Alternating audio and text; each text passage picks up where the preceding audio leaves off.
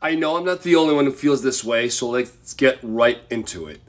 This prevalent and growing tips culture of expectations to be tipped for anything and everything, for showing up to work today, for putting your shoes on, and for breathing some air. It used to be for those who went above and beyond, who provided a quality, exceptional service to their customers or their clients, or for those who have at least met the expectations, not for anybody showing up. And now the default has gone from 10, 15, 20, has now gone to 20, 25, in some places 30. You're supposed to pay somebody 25 or 30% of your order because they simply rung it up at the cash register? That's insane. Or better yet, when you do it yourself and you get asked as you're putting your credit card in, saying, hey, do you want to tip 10, 15, 20%? What am I tipping? Who am I tipping? Myself for doing all the work? We're creating this culture of insanity and entitlement, which we have invested in heavily over the last several years.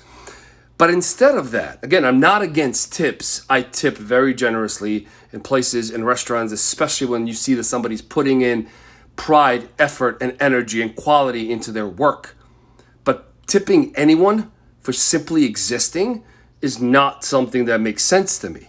Instead, perhaps, we can get corporate boards to stop paying their executives, most of which are incompetent, $50 million plus corporate jets and all kinds of other benefits, and instead pay your employees so they don't have to survive on tips alone or primarily on tips. Invest in your people, pay them accordingly, reduce that pay gap between the top 0.5% or 1% of your organization and the ones in the bottom, the ones who are actually on the road, who are getting things done for their organization and making you that profit that you can share and talk about at your quarterly earnings calls. So stop tipping for anything and everything and instead pay people accordingly, especially those who put in the effort, energy, and work needed for your company, for your business, for your organization to be successful.